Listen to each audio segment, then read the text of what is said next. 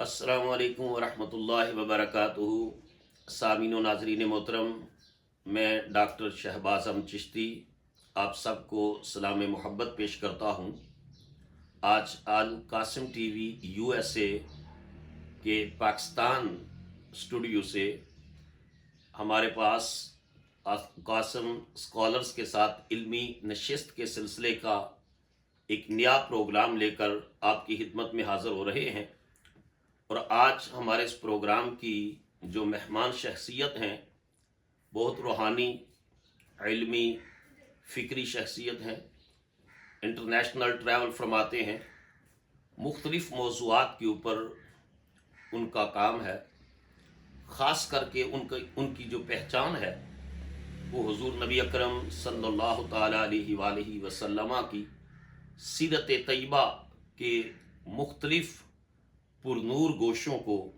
دنیا کے سامنے عام کرنا ہے، اور خاص کر کے ایک ٹریڈیشنل پیٹرن سے ہٹ کر کے جو ہے وہ سکولز، کالجز، یونیورسٹیز،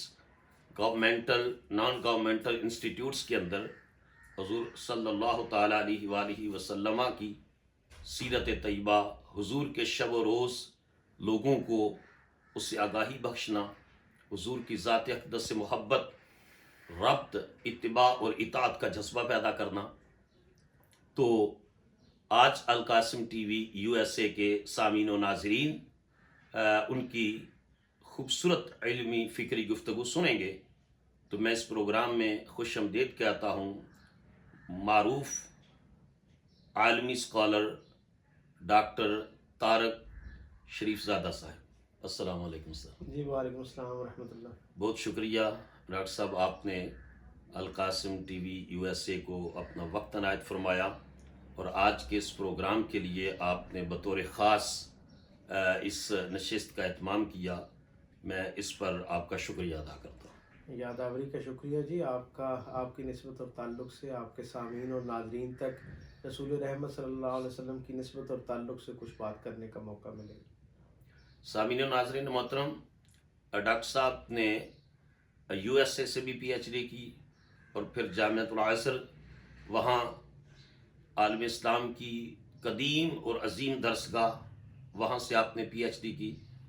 تو آپ پورے ورلڈ کے اندر ٹریول کرتے ہیں، اسلام و فوبیا کے حوالے سے آپ کا کافی سٹڈی ہے۔ تو ڈاکٹر صاحب، میں آپ سے پہلا کویسچن یہ کروں گا کہ سیرت طیبہ کی طرف بطور خاص اس سبجیکٹ پر آپ کی دلچسپی اور اس میں پھر آپ کا آگے بڑھنا، اس کا پس منظر اور سبب کیا ہے؟ بسم رب محمد کریم علیہ الصلاۃ والتسلیم۔ سب سے پہلے تو بار دیگر آپ کی آمد کا، وقت کا بہت شکریہ۔ آپ کا جو سوال ہے کہ سیرت طیبہ کے ساتھ وابستگی، یقیناً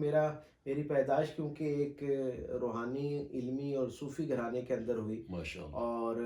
آنکھ کھولتے ہی اپنے گرد و پیش میں سرکار دو عالم صلی اللہ علیہ وسلم کی نسبت اور تعلق سے ماحول کو مشکبار پایا، لوگوں کے دلوں کو حضور کی محبت میں مہکتے ہوئے دیکھا، اور ظاہر ہے اس ماحول کے اثرات کے طور پر رسول اللہ صلی اللہ علیہ وسلم کے ساتھ ایک وابستگی تو ایک فطری امر تھا۔ اور لیکن میں یہ سمجھتا ہوں کہ 9 مارچ 1978 کا دن ایک ایسا عظیم الشان دن ہے میری زندگی کے تناظر میں، کہ جس نے میری زندگی، باقی آنے والی جو زندگی تھی، اس کے لیے ایک باقاعدہ سمت کو متعین کرنے میں میری معاونت کی۔ 9 مارچ 1978 کو حکیم سعید صاحب نے ایک مقابلے میں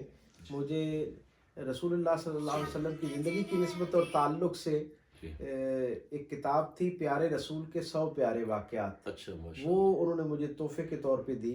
اور بڑی محبت اور اپنائیت کے ساتھ یہ کہا کہ اس کے اندر رسول رحمت صلی اللہ علیہ وسلم کی زندگی کے 100 واقعات ہیں، روزانہ ایک واقعہ لکھنا ہے، پڑھنا ہے، اور اسے پھر خط کی شکل میں مجھے لکھ کے بھیجنا ہے۔ اور ساتھ ہی یہ انہوں نے تاکید فرمائی کہ 100 دنوں میں 100 واقعات مکمل ہو جانے چاہیے۔ وہ ان 100 دنوں میں الحمدللہ 100 واقعات مکمل ہوئے، 100 خطوط لکھے گئے، اور انہی 100 دنوں نے میرے اندر رسول اللہ صلی اللہ علیہ وسلم کی زندگی کو جاننے کے حوالے سے ایک مستقل سیگمنٹ کی شکل اختیار کر لی۔ میں یہ بڑی تحدیث نعمت کے طور پہ آپ کے سارے سامعین و ناظرین سے یہ بات شیئر کر سکتا ہوں، اور بالخصوص نوجوانوں کے لیے اس کے اندر میں سمجھتا ہوں کہ ایک پیغام موجود ہے جی کہ 9 مارچ 1978 سے لے کے گزری رات تک نہ اللہ جانے کتنی مرتبہ ایسا ہوا ہوگا کہ ہم اپنے معاملات کی نظر ہو جاتے ہیں، دن جی میں کھانا نہیں کھا پاتے، رات کو سو نہیں پاتے، جی لیکن اس پورے سفر کے اندر کوئی ایک رات بھی ایسی نہیں ہے جس رات میں نے باوضو ہو کے سب کا حضور کی زندگی کو نہ پڑھا سبحان ہو۔ اللہ سو سبحان یہ اللہ سبحان اس دن کی برکت تھی شاید 9 مارچ 1978 کی، کہ اس دن سے لے کے آج تک پھر اس کے ساتھ ایک اللہ نے وابستگی عطا کر دی، اور پھر جی اس میں میں سمجھتا ہوں وابستہ ہونے والے کا کمال نہیں ہے، جی میرے آقا کریم صلی اللہ علیہ وسلم صلی کی اللہ علیہ زندگی وسلم خود ایک اتنی عظیم الشان خزانے کی شکل میں ہمارے پاس محفوظ ہے جی کہ اگر کوئی شخص اس کے ساتھ جڑنا شروع کرتا ہے تو گزرتے وقت کے ساتھ ساتھ وہ ہر آن اس کے اندر کئی حکمت کے، دانائی کے، خوبصورتیوں کے نئے پہلو جو ہے وہ آپ کے اوپر کھلنا شروع ہوتے ماشاء ہیں۔ اللہ. تو ڈاکٹر صاحب آپ نے بڑی خوبصورت بات فرمائی کہ اٹس اپروکسیمیٹلی 45 ایئرس الحمدللہ۔ کہ آپ نے ایک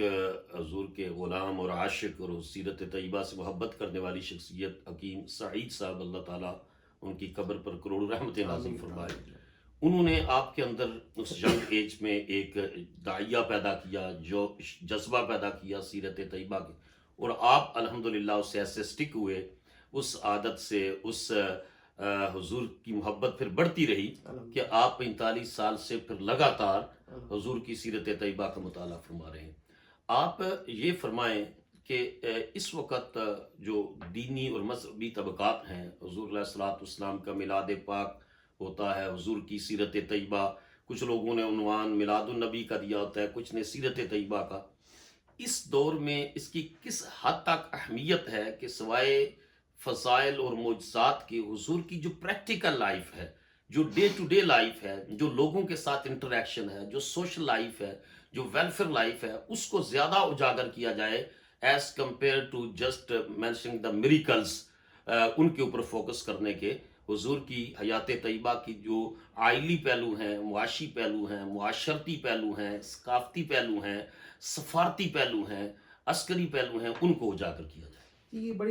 بڑا بامقصد سوال ہے، میں سمجھتا ہوں جو آپ نے کیا، اور سچی بات یہ ہے کہ اللہ نے رسول رحمت صلی اللہ علیہ وسلم کی زندگی کو اسوہ کامل قرار بے دیا ہے۔ شک یہ ایک ایسا نمونہ حیات ہے جو معیار کامیابی ہے اللہ کے نزدیک۔ گویا ایک بنیادی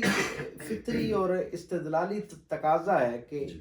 ایک ایسی ہستی جس کی زندگی کو اللہ نے معیار کامیابی قرار دیا، سبحان اللہ، جب تک میں اس زندگی کو جانوں گا نہیں، جی اس زندگی سے استفادہ کرنا جو ہے وہ کیسے ممکن ہوگا۔ واہ، میں ہمیشہ یہ کہا کرتا ہوں کہ جب ہم کسی چیز کو جاننا شروع کر دیتے ہیں نا جی تو اسے ماننا آسان ہو جایا واہ، واہ، کرتا ہے، کیا اور بات، جب کسی چیز کو ہم ماننا شروع کر دیتے ہیں تو اسے اپنانا آسان ہو جایا سبحان کرتا ہے۔ اللہ، سو سبحان ہر وہ شخص جو یہ چاہتا ہے کہ اس خیر کے خزانے کو اختیار کرے، اس سے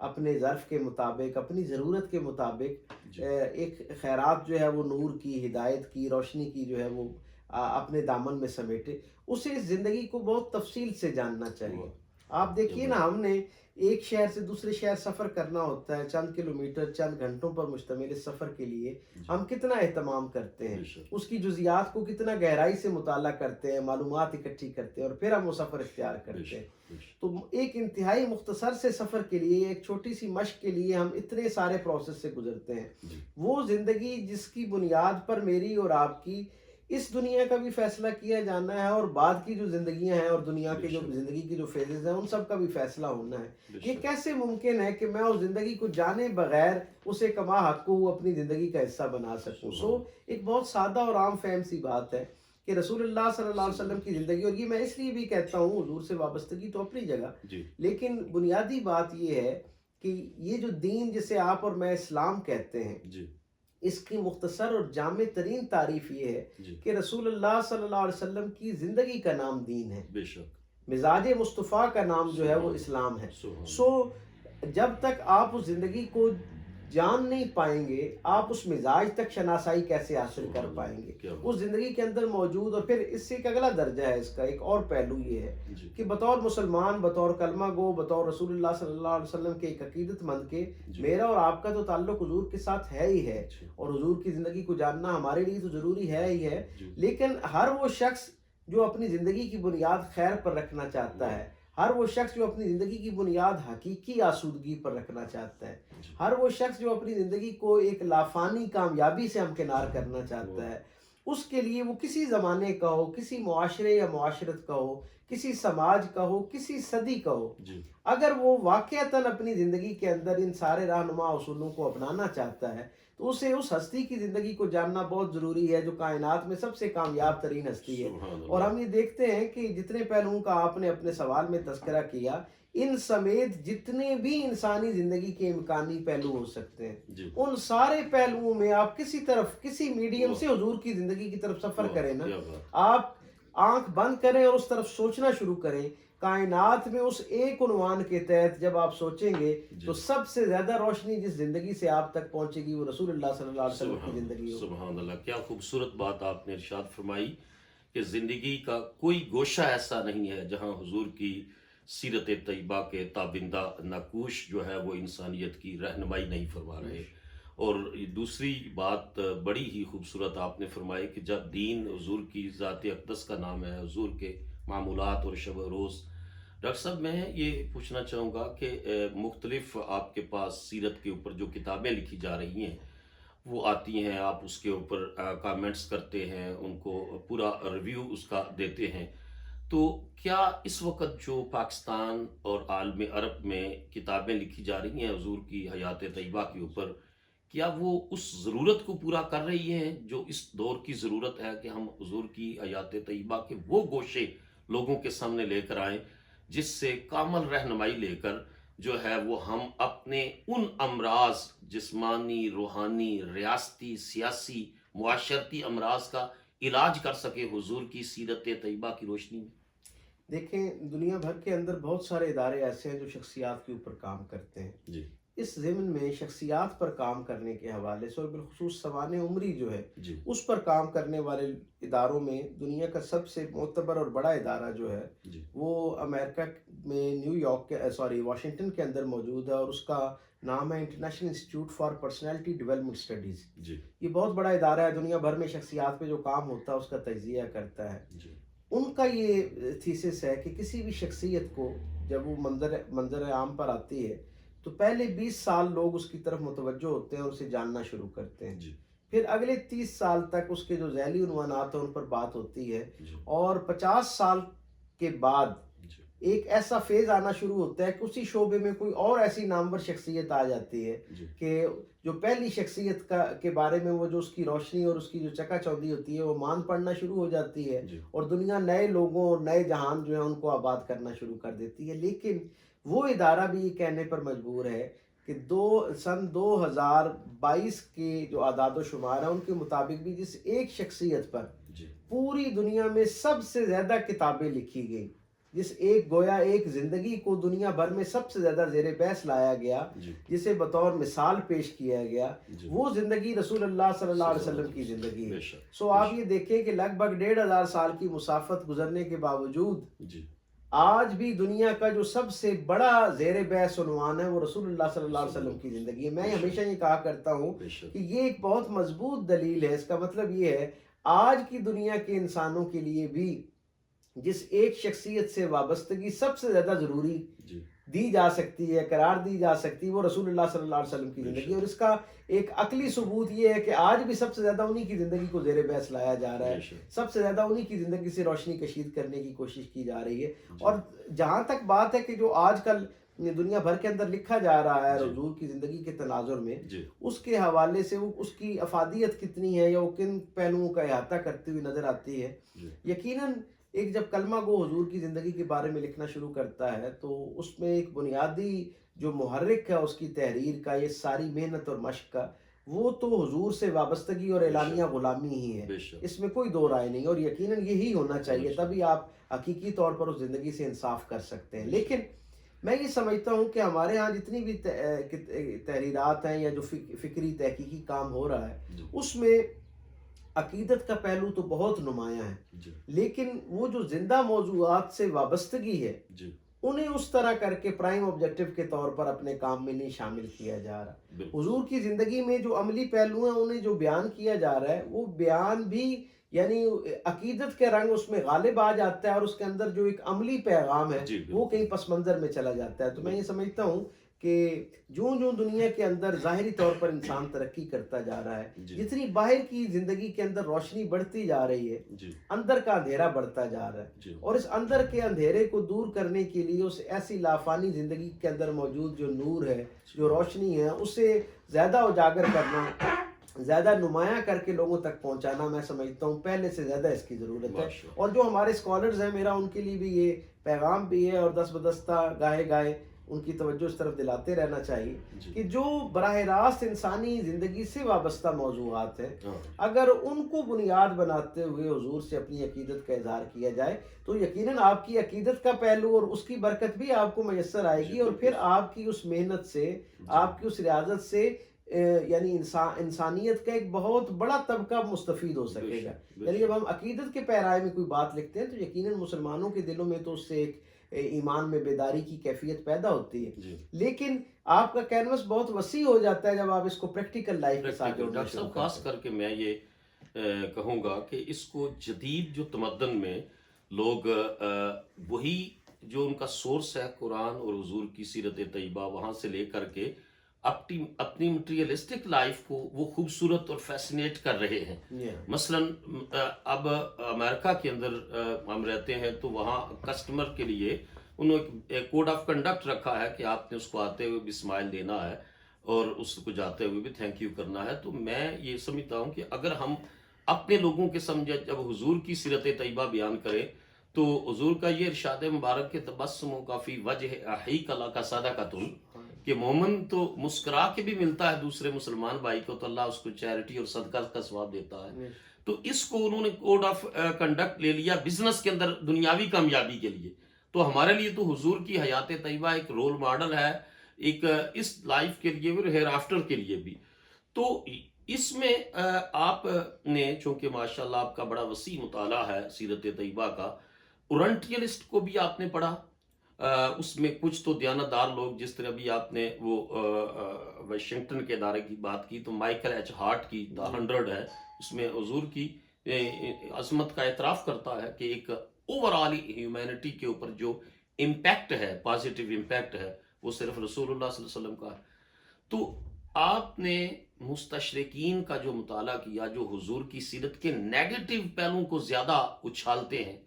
تو اس کا توڑ اور رد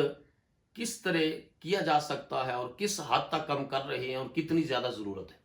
اصل میں جب بھی سب سے پہلے تو آپ نے تجارت کی طرف نشاندہی کی تو مجھے ضمناً آپ کے سامعین کے لیے, کیونکہ حضور کی بات ہو رہی ہے تو اپنے سامعین و ناظرین تک اس بات کو میں سمجھتا ہوں کہ ایک اپنی قبر کی روشنی کے لیے ان تک اس کو پہنچانے کی کوشش کرتے ہیں. حضرت عبدالرحمن بن عوف حضور کے ایک صحابی ہیں اور وہ بھی بہت سارے مہاجرین کے ساتھ خالی ہاتھ مدینہ پہنچے, اور صرف 2.5 برس کے بعد ان کی حالت یہ تھی مالی اعتبار سے کہ وہ مدینے کے جو 3 بڑے متمول صاحب ثروت لوگ تھے ان میں شامل تھے. تو کسی نے ان سے عمر کے آخری حصے میں پوچھا کہ یہ اتنے مختصر دورانیے میں اتنی بہترین جو آپ کو کامیابی ملی مالی میدان میں, میں اس میں علمی یا تحقیقی یا جو ان کی روحانی زندگی ہے اس پہ بات نہیں کر رہا, خالصتاً دنیا سے وابستہ زندگی. انہوں نے کہا جس دن میں پہلے دن تجارت کے لیے یا کاروبار کے لیے ذریعہ کسب معاش کے لیے گھر سے نکلا نا مدینہ آنے کے بعد, کہتے ہیں میں اللہ کے رسول کے پاس گیا دعا کے لیے, میرے رسول نے مجھے کچھ نصیحتیں فرمائیں. کہا میں نے ان کو اپنی زندگی کا حصہ بنا لیا. کہا وہ نصیحتیں کیا تھی؟ کہا میں نے ان نصیحتوں کے نتیجے میں یہ طے کر لیا کہ ساری دنیا کے تاجر مال کا ہنر بیان کرتے ہوئے محنت کرتے ہیں تاکہ مال بک جائے. کہتے ہیں میں نے ہمیشہ اپنے مال کے عیب کو زیادہ اہتمام کے ساتھ بیان کیا, اس کے ہنر کو دیر سے بیان کیا. کہا دنیا کے سارے تاجر مال بیچنے میں راحت محسوس کرتے ہیں, اس کی واپسی پر جو ہے ان کی پیشانی جو ہے وہ شکن آلود ہو جاتی ہے. میں نے دیتے وقت جتنی محبت سے مال بیچا اس کی واپسی پر اس سے زیادہ محبت اور خوش گفتاری کے ساتھ خندہ پیشانی کے ساتھ اسے واپس وصول کیا. پھر وہی کہتے ہیں میں نے اپنے رسول صلی اللہ علیہ وسلم کی وحی میں دلی ہوئی زبان سے یہ ہدایت سنی اور اسے اپنی زندگی کا حصہ بنا لیا کہ حضور نے فرمایا کہ جب مال طے ہو جائے, معاملہ طے ہو جائے, ایک گویا قیمت مقرر ہو جائے, تو جب چیز کسی خریدنے والے سے رقم لینے کے بعد مال اس کے سپرد کرنے لگو تو دیتے وقت اس سے کچھ نہ کچھ اس کے ساتھ ہدیہ کر دو، ایک ٹوکن آف لو کے طور پہ کوئی چیز اس کے ساتھ بھیج دو. کہا یا رسول اللہ مثلاً کیا کہا کہ اگر کوئی کھجوریں لیتا ہے تو اس میں کچھ کھجوریں اضافی اس کے لیے محبت کے طور پہ ڈال دو. کہا یا رسول اللہ اگر آخری مال خریدنے والا آئے اور پتہ چلے کہ اس کے بعد کوئی اور چیز نہیں، تو حضور نے کہا کہ کم از کم اس کا بوجھ اٹھا کے اس کے ساتھ باہر تک لے جاؤ، تاکہ وہ اس کے ساتھ ایک تمہارے محبت کے رویے کے طور پہ جائے گا. آج دنیا بھر کی جتنی کسٹمر شپ ہے وہ انہی بنیادی اصولوں کے ارد گرد گھومتی ہے. آپ دیکھیں بہت انفرادی درجے پہ ایک چھوٹی سی دکاندار ہو اس سے لے کے بین الاقوامی دنیا میں موجود جو ملٹی نیشنل کمپنیز ہیں ان کے سی ایوز تک، سب کے ہاں کوشش یہی ہے کہ کسٹمر فرینڈلی آپ کی وہ ہونی چاہیے. اور پھر اس میں جو 2 نکات اور تھے وہ بھی میں ہدیہ کرتا چلوں تیزی کے ساتھ. جناب عبد الرحمن بن عوف کہتے ہیں کہ چوتھا میرا اصول یہ تھا کہ میں نے کبھی رسول اللہ صلی اللہ علیہ وسلم نے مجھے یہ فرمایا کہ کبھی بھی جو مال کے اندر نفع ہے اسے جو آٹے کے اندر نمک کا ذائقہ ہوتا ہے اس سے زیادہ نہ کرنا. یعنی وہ اگر ایک خاص درجے سے زیادہ ہو جائے گا تو اس میں سے حضور نے فرمایا برکت ختم ہونا شروع ہو. تو اس لیے میں نے کبھی اس سے زیادہ نفع جو ہے نا اسے نہیں کیا. اور تیسری بات انہوں نے کہا، آخری بات 5ویں بات انہوں نے یہ کہی کہ میں نے کبھی بھی اگر مجھے آئندہ آنے والے دن میں اپنے مال پر 2 گنا نفع کی بھی امید بھی ہو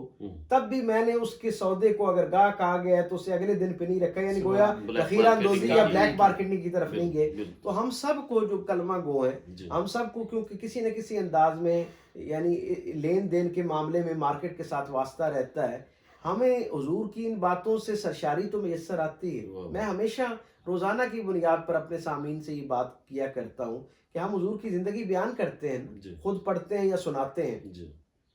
ہر دفعہ یہ سننے پر ہمیں ایک سرشاری عطا کرتی ہے، ہماری ایمان کے اندر ایک تحرک پیدا ہوتا ہے، ہمارا جذبہ ایمانی پہلے سے بہتر ہوتا ہے. پیغام یہ ہے کہ جس رسول کا ذکر سننے میں اس درجے کی سرشاری عطا کرتا ہے اس رسول کا ذکر اپنانے میں کس درجے کی سرشاری ہوتی ہے. ہمارا المیہ یہ ہے کہ ہم تھوڑی دیر کی اس عارضی لذت پہ ہی جو ہے نا وہ مطمئن ہو جاتے ہیں اور اکتفا کرتے ہیں. اگر ان پاکیزہ رویوں کو اپنی زندگی کا حصہ بنانا شروع کر دیا جائے تو میں ہمیشہ ایک بات اور بھی دوستوں سے کہا کرتا ہوں، ہم حضور کی زندگی بیان کرتے ہیں نا کہ حضور نے اپنے مخالفین کے ساتھ یہ حسن سلوک کیا، یہ کیا. تو پیغام یہ ہے کہ وہ رسول جس نے اپنے دشمنوں کے ساتھ ایسا سلوک کیا ہے نا، حضور نے اپنی زندگی میں اپنے بدترین مخالفوں کے ساتھ جو سلوک رکھا، اگر ہم وہ اپنے دوستوں کے ساتھ رکھنا شروع کر دیں نا، حضور نے جو دوستوں سے رکھا اس کی بات نہیں کر رہا، جو حضور نے اپنے دشمنوں کے ساتھ سلوک رکھا اگر وہ سلوک ہم اپنے دوستوں کے ساتھ کرنا شروع کر دیں تو ہماری زندگی بھی جنت بن جائے، ہمارے گرد و پیش کے جو لوگ ہیں ان کی زندگیاں بھی جو ہے وہ راحت قدا بن جائیں. تو یہ خیر کا لافانی سلسلہ ہے. وارنٹی لسٹ کے حوالے سے تھا، اس پر بھی ذرا جی بنیادی طور پہ جب تک ہم ایک اعتقادی جذباتیت سے باہر نکل کے بسم اللہ. جی میں کہہ رہا ہوں کہ اس کا میں اگر ری شیپ کروں کویسچن کو تو آپ کا اسلاموفوبیا کے حوالے سے بھی ماشاءاللہ کام ہے. ایک تو سب سے پہلے اسلاموفوبیا کو آپ ڈیفائن فرمائیں تاکہ ایک عام بندہ جو ہے وہ یہ نام سنتا ہے تو اس کے ذہن میں تصور آئے کہ what does it mean by Islamophobia. یہ بڑا بنیادی سوال ہے اور بہت اچھا سوال ہے. میں سمجھتا ہوں اس سوال کو سمجھنے میں ہی آدھی منزل تو حاصل کر لیتا ہے بندہ. اسلام سے مراد تو دین رحمت ہے اور فوبیا بنیادی طور پہ ایک خاص طرح کا ایسا خوف ہوتا ہے جس کی کوئی دلیل موجود نہیں ہوتی. میں جب ویسٹ میں بات کرتا ہوں تو میں انہیں یہ کہا کرتا ہوں کہ یہ اسلامک فیئر نہیں ہے، یہ اسلاموفوبیا ہے. فیئر وہ ہوتا ہے، خوف اسے کہتے ہیں جس کی کوئی دلیل جواز موجود ہوتا ہے، اور فوبیا ایک ایسا خوف ہوتا ہے جسے ہم انجانا کہتے ہیں، جس کا شکار آدمی اس کا کوئی جواز فراہم نہیں کر سکتا کہ وہ کیوں، وہ بیس لیس خوف جسے کہتے ہیں فیئر، اسے فوبیا کہتے ہیں. تو اسلاموفوبیا بنیادی طور پہ جو میں ایک طالب علم کے طور پہ سمجھا وہ یہ ہے کہ اسلاموفوبیا اسلام کے غالب آنے کا خوف ہے. بے شک. ابتدائی طور پہ تو یہ ٹرم ہمیں ارلی 90s میں ویسٹرن اسکالرس کے جو ہے نا ان کی تحریروں میں ملتی ہے، اور 9/11 کے بعد ہم دیکھتے ہیں کہ ذرا یہ زیادہ اہتمام سے زور و شور کے ساتھ بطور ایک جسے کہتے ہیں نا مکالمے میں، عام روزمرہ کے مکالمے میں استعمال ہونے والی ٹرم آئی. لیکن یہاں میں آپ کے سامعین اور ناظرین سے یہ بات کہنا چاہوں گا کہ بطور ایک دین اسلام کے ایک طالب علم کے طور پہ میں یہ سمجھتا ہوں کہ یہ جو اسلاموفوبیا یعنی اسلام کے غالب آنے کا خوف ہے نا، جی اس اسلاموفوبیا کی تاریخ اتنی پرانی ہے جتنی خود اسلام کی تاریخ پرانی ہے. جی اور اس کا سبب کیا ہے؟ اس کا سبب یہ ہے جی کہ وہ معاشرہ، میرے کریم آقا صلی اللہ علیہ وسلم کی زندگی کی یہ انفرادیت ہے کہ اللہ نے انسانوں کے سب سے بدترین معاشرے کو اپنا سب سے بہترین رسول عطا کیا. واہ واہ کیا خوبصورت سب سے بات، بدترین معاشرے کو خوبصورت بات. سب سے بہترین رسول عطا کیا.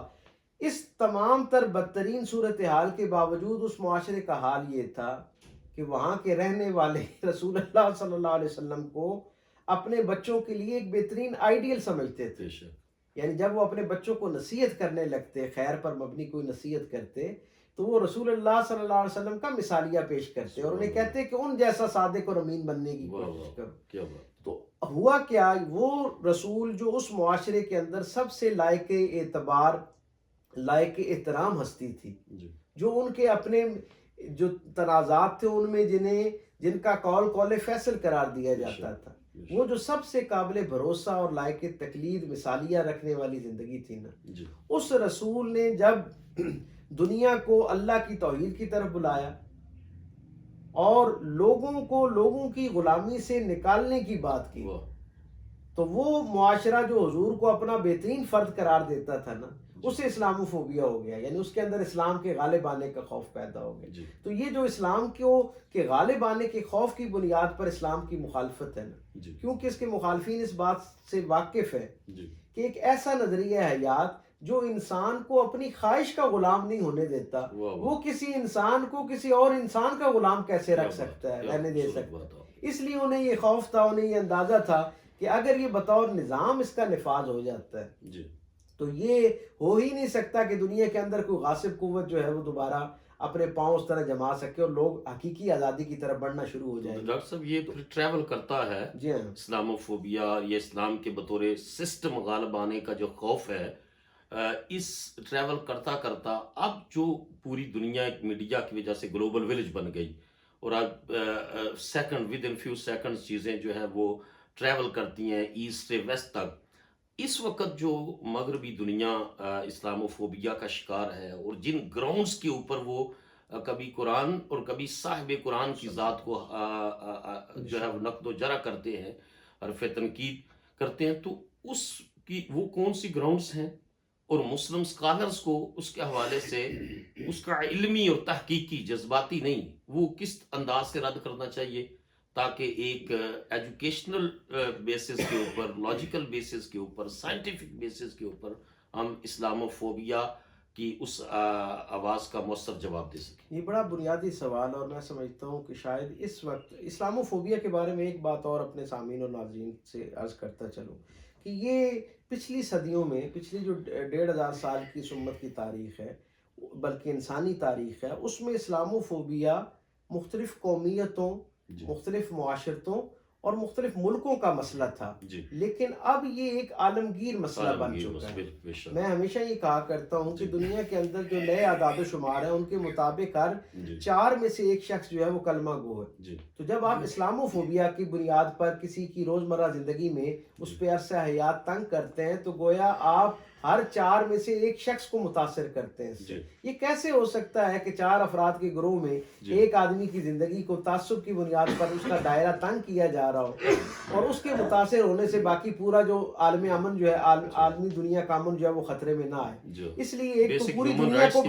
بنیادی طور پہ پوری دنیا کو سنجیدگی کے ساتھ اس مسئلے کو لینا ہوگا. اور یہ جو اسلاموفوبیا کی ویو آپ دیکھتے ہیں کہ یہ پچھلے چند دہائیوں میں اتنی زیادہ تیزی سے اس لیے پھیلی ہے، اس کے پیچھے سبب کیا ہے؟ آپ یہ دیکھیں وہ ملک جس نے سب سے زیادہ اسلاموفوبیا کے تناظر میں اپنا پیسہ خرچ کیا، وسائل خرچ کیے، کمپین کی، یعنی میری مراد براہ راست یونائٹڈ اسٹیٹس آف امریکہ ہے، سب سے زیادہ وسائل اس نے اسلاموفوبیا کے لیے خرچ کی. اور کیا دلچسپ صورتحال اور اعداد و شمار ہے کہ ان کے اپنے ادارے یہ بتاتے ہیں کہ سب سے زیادہ پچھلے چند سالوں کے اندر جو دین تیزی سے وہاں پھیلا ہے، سب سے زیادہ جس دین کی طرف کنورژن ہوئی ہے وہ دین اسلام ہے. اور یہی حال آپ ویسٹ کا بھی دیکھ لیں، یعنی روزانہ کی بنیاد پہ اس وقت صورتحال یہ ہے کہ دنیا کے اندر ہر سیکنڈ میں نئے لوگ جو ہیں وہ دین کا حصہ بن رہے ہیں، یعنی ہر دن یا ہر ہفتے یا ہر مہینے نہیں، ہر روز بھی نہیں، ہر گھنٹے نہیں، ہر سیکنڈ میں نئے لوگ دین کا حصہ بن رہے ہیں، یعنی 1 سے 2 لوگ ہر پر سیکنڈ جو ہے اس دین کے اندر شامل ہو رہے ہیں۔ اس لیے جو اسلام مخالف، ایکچولی اسلام مخالف قوتیں نہیں ہیں، یہ بنیادی طور پہ میں سمجھتا ہوں وہ قوتیں ہیں جنہوں نے اس دنیا کے اوپر اپنے غاصبانہ قبضے کا پلان بنا رکھا ہے، اور انہیں یہ لگتا ہے کہ پوری دنیا کے اندر انسانوں کی حقیقی آزادی کی جو ضمانت ہے وہ دین اسلام کے لائے ہوئے نظام کے اندر ہے، اور انہیں یہ خوف ہے کہ اگر یہ اسی طرح تیزی کے ساتھ دنیا کو اپنی آغوش رحمت میں لیتا گیا تو ایک خاص وقت کے بعد دنیا کے اندر اس طرح اپنے ظاہری وسائل اور آپس کی جو وہ ہے حکمت عملی کے ساتھ دنیا بھر کے انسانوں کو اپنا مغلوب نہیں بنایا جا سکتا۔ اس لیے ان جو نادیدہ قوتوں کی پلاننگز ہیں ان کے لیے سب سے بڑی تھریٹ جو ہے وہ اسلام کا پھیلنا ہے۔ اب آپ کے سوال کا دوسرا حصہ کہ اس سے کیسے نپٹا جانا چاہیے، دیکھیں ایک تو یہ لٹمس ٹیسٹ کے طور پہ اسے بار بار استعمال کیا جاتا ہے تاکہ وہ گویا رسول اللہ صلی اللہ علیہ وسلم کی نسبت اور تعلق سے، قرآن اور صاحب قرآن کی نسبت سے جب کوئی غیر ذمہ دارانہ حرکت کرتے ہیں تو حقیقت میں وہ ہمارے رد عمل کو گیج کر رہے ہوتے ہیں، اسے ناپ رہے ہوتے ہیں کہ ان کے اندر کیا حمیت اور جو احتجاج کی وہ کیفیت اتنی ہے یا نہیں ہے۔ تو یقیناً وہ ہر دفعہ انہیں پہلے سے زیادہ جو ہے وہ ایک مزاحمت کا سامنا کرنا پڑتا ہے۔ اب ہمارے ذمے کیا کام ہے؟ میں قطعی طور پہ اس احتجاج کی جو صورتحال اس وقت امت کی طرف سے کی جاتی ہے، میں یکسر اس کی نفی تو نہیں کرتا، یقیناً انسانی فطری تقاضا ہے جب ایک آدمی کو تکلیف پہنچتی ہے تو وہ کسی نہ کسی انداز میں اپنا رد عمل دیتا ہے۔ عوام الناس کی سطح پہ تو یہی رد عمل بنتا ہے، اور ایسی ہی انسانی فطرت ہے، اور انسانی تاریخ ہمیں بتاتی ہے کہ انسان ایسے ہی اظہار کرتے ہیں اجتماعی سطح پہ۔ لیکن کیونکہ جس محاذ سے حملہ ہوتا ہے اسی محاذ سے اس کا جواب دیا جانا چاہیے، کیونکہ ہم پہ میڈیا کے میڈیم سے اور تحریر اور تقریر کے میڈیم سے کیونکہ ہم پہ حملہ ہوتا ہے، میں یہ سمجھتا ہوں کہ اس کا جو سب سے مؤثر جواب ہے وہ انہی میڈیم سے، انہی محاذوں سے دیا جانا چاہیے۔ ہمارے ہاں رسول اللہ صلی اللہ علیہ وسلم کی نسبت اور تعلق سے اور دین اسلام کی نسبت اور تعلق سے بے تحاشا روزانہ کی بنیاد پہ لکھا جا رہا ہے، الحمدللہ یہ خوش آئند بات ہے، لیکن اس کی حقیقی اہمیت اس وقت ہماری زندگیوں میں اثر انداز ہونا شروع ہوگی اور ہماری زندگیوں میں اس کی کوئی افادیت نظر آنا شروع ہوگی جب ہم ان زندہ موضوعات پر جو براہ راست ہمارے عہد کے نوجوانوں کے ذہنوں کو متاثر کرتے ہیں، انہیں متوجہ کرتے ہیں، ان کے ذہن کے اندر ایک گرہ لگاتے ہیں اس دین کے ساتھ وابستگی کے حوالے سے، جب تک ہم ان زندہ موضوعات پر ٹھہراؤ کے ساتھ علمی ادبی انداز میں خالصتاً عقلی بنیادوں پر، استدلالی بنیادوں پر ان کو ایڈریس نہیں کریں گے، اس وقت تک یہ اسلاموفوبیا کا معاملہ جو ہے وہ ختم نہیں ہوگا۔ اور ایک اور بات، ایک طے شدہ بات ہے، دنیا کی 7.5 ارب سے زیادہ آبادی ہے، 5.5 ارب سے زیادہ لوگ اگر نان مسلمز ہیں تو آپ تصور کیجئے نا کہ 5.5 ارب لوگوں کے منہ پہ ہاتھ تو نہیں رکھا جا سکتا۔ اس کا طریقہ کیا ہے، اس کا حال اکثر پوچھا جاتا ہے مجھ سے، تو میں تو ایک ہی جواب دیا کرتا ہوں کہ اندھیرا جتنا گہرا ہونا شروع ہو جائے، اندھیرے کو کوسنے سے بہتر ہوتا ہے کہ آپ روشنی کا اہتمام اتنا زیادہ کرنا شروع کر دیں۔ اس میں ڈاکٹر صاحب یہ پہلو بھی ہے کہ میں پریکٹیکلی وہاں دیکھتا ہوں کہ جس طرح ایک ایکسٹریمسٹک انتہا پسندی کا یا ریڈیکلزم کا ایلیمنٹ ایسٹ کے اندر بلیم کیا جاتا ہے اور کسی حد تک وہ جو ہے وہ موجود بھی ہے، اسی طرح مغربی معاشروں میں بھی وہ ریڈیکلزم ہے۔ مثلا ایک ڈچ ممبر آف پارلیمنٹ نے جو اسلام کا بدترین مخالف ہے لیکن پڑھا نہیں ہے، قرآن مجید کا اسٹڈی نہیں کیا، سیرت رسول کا اسٹڈی نہیں کیا، اور وہ کہتا ہے کہ ویسٹرن میڈیا پورٹریٹ کرتا ہے چیزوں کو کہ یہ بک آف پوائزن ہے، لیکن جب میں نے اس کا اسٹڈی کرنا شروع کیا قرآن مجید کا جواب لکھنے کے لیے اس کے خلاف، تو مجھے جورم وین کلیورین اس نے کتاب لکھی فرام کرسچینٹی ٹو اسلام، تو اس نے کہا کہ پھر مجھے اندازہ ہوا کہ یہ تو it is a manifesto for ideal spiritual life. تو یہ بھی ایک بات ہے کہ جو اسلام کی آئیڈیالوجی ہے وہ اتنی انسپائریشنل اور فیسنیٹنگ ہے، اس کو ہم پراپرلی ان تک پہنچا نہیں سکتے۔ میں آپ سے عرض کروں، اصل میں ہمارے ہاں جو ایک میں سمجھتا ہوں کوتاہی رہی، بلکہ یہ اگر میں اس کو مجرمانہ غفلت کہوں تو شاید یہ زیادہ سخت لفظ نہ ہو،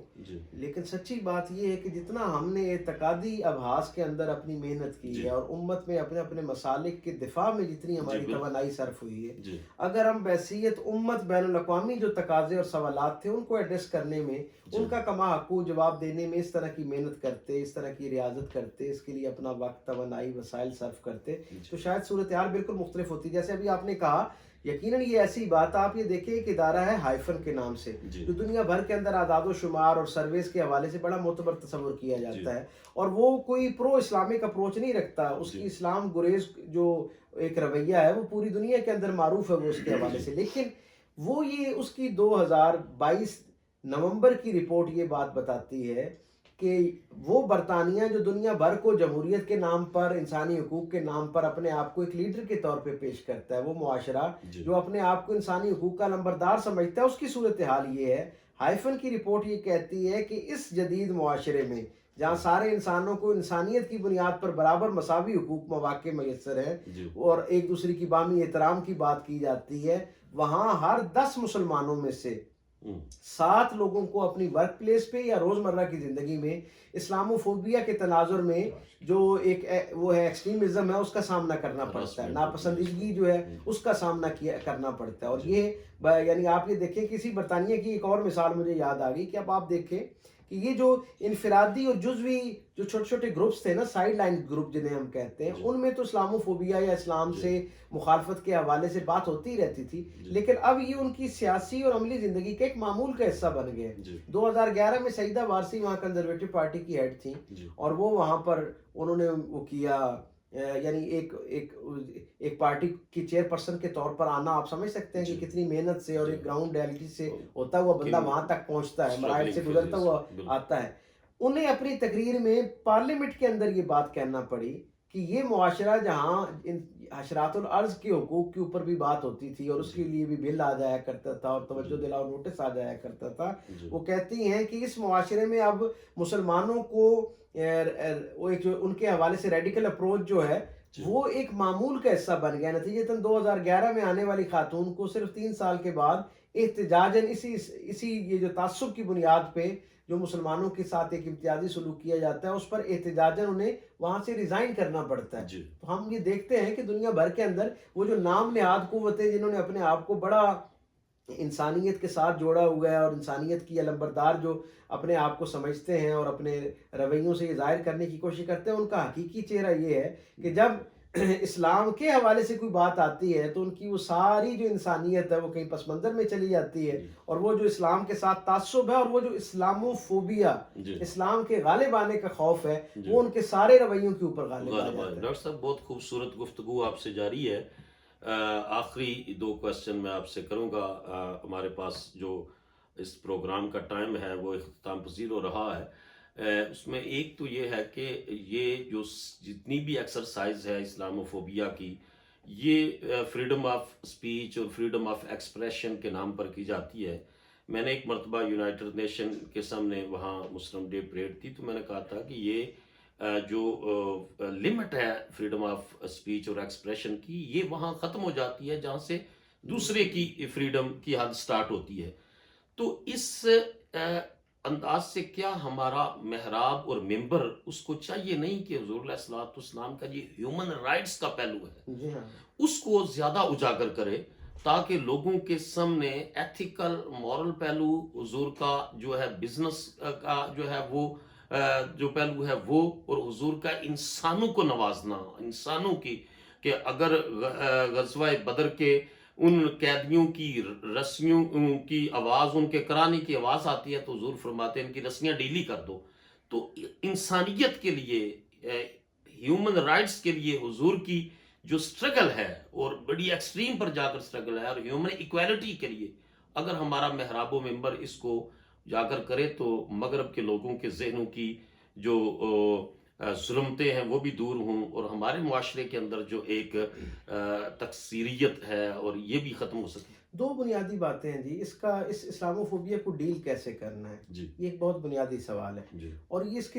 کے 2 درجے ہیں جہاں پہ اس کو ڈیل کیا جائے گا۔ پہلا میں سمجھتا ہوں ایک تو وہ علمی میدان ہے جہاں پر اس انداز میں بات کی جانی چاہیے، جیسے میں نے ابھی آپ سے عرض کیا کہ اندھیرا بڑھ جائے تو روشنی بڑھانا شروع کر دیں۔ اس کا کیا مطلب ہے کہ اگر کچھ لوگ، کچھ بدبخت رسول اللہ صلی اللہ علیہ وسلم کی نسبت اور تعلق سے غلط فہمیاں پھیلا رہے ہیں تو ہمیں حضور کی زندگی کو اتنا تفصیل سے بیان کرنا چاہیے، اور حضور کی زندگی کا ایک جو اعتقادی پہلو ہے اس سے ایک درجہ آگے جا کے جو اس کے اندر ایک خالص روزمرہ کی زندگی کے لیے جو خیر موجود ہے اسے لوگوں تک پہنچانا چاہیے۔ یعنی دنیا میں بہت کم لوگ ایسے ہیں، میں نے کسی جگہ گفتگو کے دوران اقوام متحدہ کے اندر جو ہیومن چارٹر ہے اس پہ بات کرتے ہوئے یہ بات کہی کہ اس کی یعنی 28 نکات میں سے 22 نکات وہ ہیں جن میں زیر زبر پیش بھی ایڈ نہیں کر سکی 1500 سال کی انسانی دانش. انسان کی ساری دانش 1500 سال میں اس کے اندر زیر زبر پیش بھی ایڈ نہیں کر سکی جو رسول اللہ صلی اللہ علیہ وسلم نے خطبہ حجۃ الوداع میں انسانوں کو عطا کی. جب میں نے یہ بات کہی تو وہ بڑے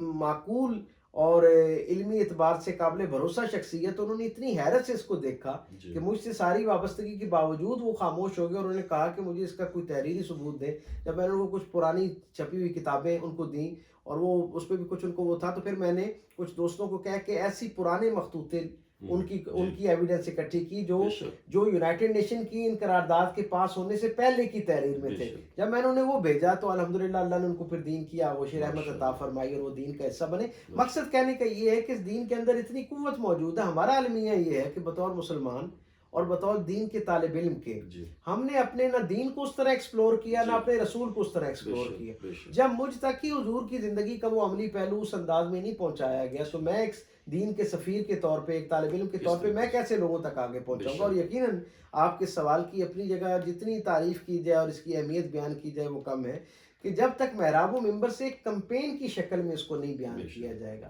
اور تحریر اور تقریر کے میدان میں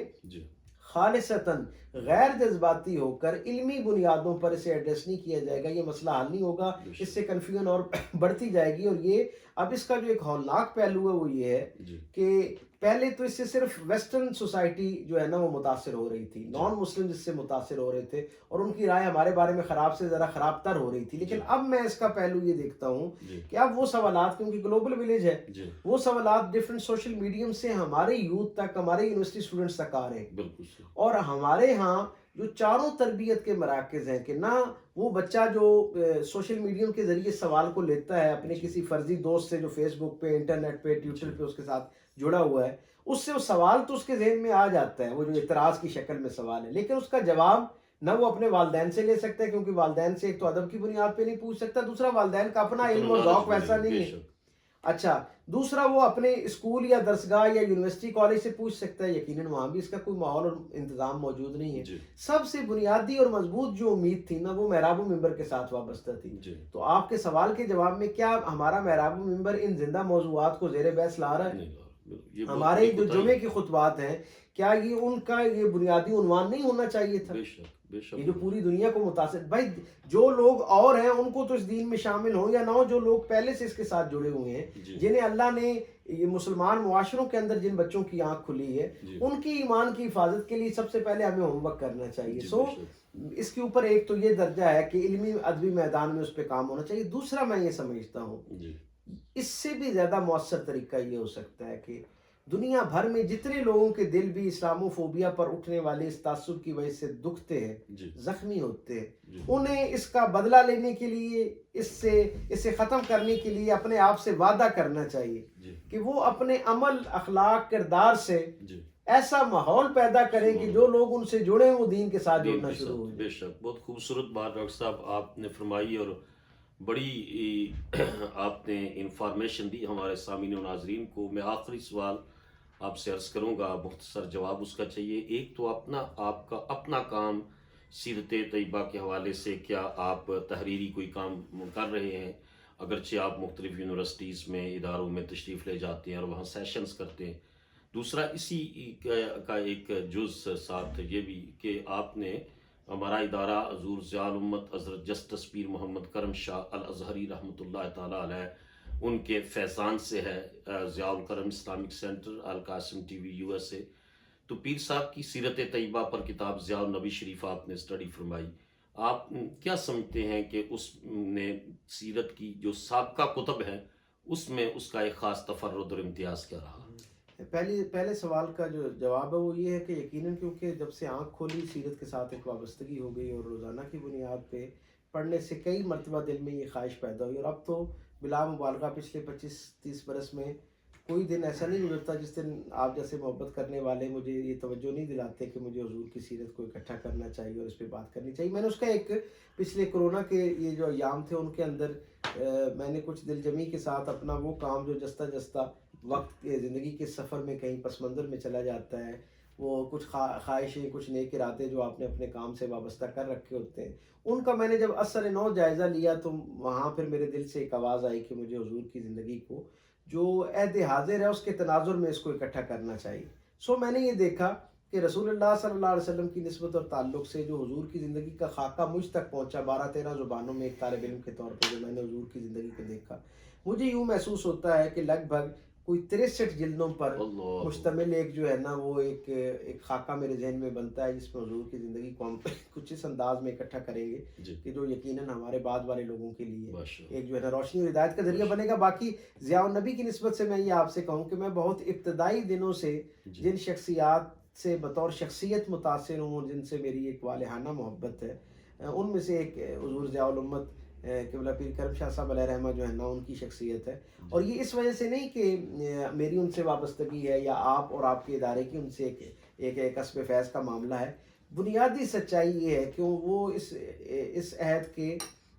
اس اعتبار سے محسن ہیں کہ انہوں نے اپنی تحریر، اپنی تقریر اور اس سے بڑھ کے اپنی شخصیت کی وجہ سے لوگوں کے دلوں میں جو رسول اللہ صلی اللہ علیہ وسلم کی محبت کا ایک لافانی چراغ جلایا ہے. یہ صرف انہی کی خوش نصیبی ہو سکتی ہے. آپ یہ دیکھیں نا، ان کا ذوق بھی ہمیشہ منفرد اور زندہ موضوعات کے ساتھ وابستہ رہا. ضیاء النبی جو ہے سیرت پہ نہ جانے کتنی کتابیں اردو کے اندر موجود ہے. الحمدللہ ہم بڑے فخر سے یہ کہہ سکتے ہیں پوری دنیا کے اندر اس وقت عربی سمیت کوئی زبان ایسی نہیں ہے جس میں اردو سے زیادہ حضور کی سیرت موجود ہو. سب سے زیادہ سیرت حضور کی اردو زبان کے اندر موجود ہے. یہ ہمارے لیے بھی ایک فخر کی اور اکرام کی بات. اب آپ یہ دیکھیں کہ اتنے بڑی تعداد میں سیرت پہ کتب ہونے کے باوجود ضیاء النبی کی یہ انفرادیت ہے کہ انہوں نے جو عہد حاضر تک سوالات آئے تھے، جو ان کے زمانے تک علمی حلقوں کے اندر رسول اللہ صلی اللہ علیہ وسلم کی زندگی کے حوالے سے اعتراض نما سوالات تھے نا، انہوں نے کس اعلیٰ علمی اور تحقیقی انداز میں ان کا رد کیا. نہ صرف رد کیا ہے بلکہ اس کا جواب دی ہے. اور میں ہمیشہ یہ کہا کرتا ہوں کہ کوئی شخص اگر تعصب کی اینک اتار کے اس کو پڑھے تو ہو ہی نہیں سکتا کہ وہ رسول اللہ صلی اللہ علیہ وسلم کے ساتھ قرب نہ اختیار کر پائے، حضور کی طرف اس کا سفر آسان نہ ہو جائے. اللہ تعالیٰ ان کی قبر کو نور سے بھر دے اور ان کا یہ جو خیر کا سلسلہ ہے اسے تا دم صبح قیامت اسی طرح ہر آن برکت عطا فرماتا ہے. ڈاکٹر صاحب بہت شکریہ، بڑی نوازش. آپ نے القاسم ٹی وی USA کو بھرپور وقت عنایت فرمایا. ہمارے سامعین و ناظرین کے ذہنوں میں بہت سارے سوالات جو اشکالات تھے ان کا آپ نے علمی، تحقیقی اور ایک پریکٹیکل آپ نے آنسر بھی کیا اور سجیشنز بھی دیں کہ ہم اور مسلم سکالرز کس انداز سے حضور کے پیغام ہدایت کو اور آفاقی اور یونیورسل پیغام کو آگے لے کر چل سکتے ہیں. تو آج ہماری جو سپورٹنگ ٹیم ہے جناب ڈاکٹر غلام مرتضیٰ صاحب اور ہمارے محترم یوسف مغل صاحب کے ساتھ جو ہے وہ میں آپ کا میزبان ڈاکٹر شہباز احمد چشتی آپ سے اجازت چاہوں گا. القاسم سکالرز کے ساتھ علمی نشست کے سلسلے کے کسی اور پروگرام میں دوبارہ کسی اہم علمی، فکری، روحانی شخصیت کے ساتھ میں آپ کی خدمت میں حاضر ہوں گا. اس وقت تک کے لیے آپ سب سے اجازت چاہتا ہوں. اللہ تعالیٰ آپ کو آسانیاں عطا فرمائے، آپ اور آپ کے خاندان کو ہر قسم کی زمینی اور آسمانی آفات و بلیات سے محفوظ کر کے برکتوں سے مالا مال فرمائے. السلام علیکم ورحمۃ اللہ وبرکاتہ.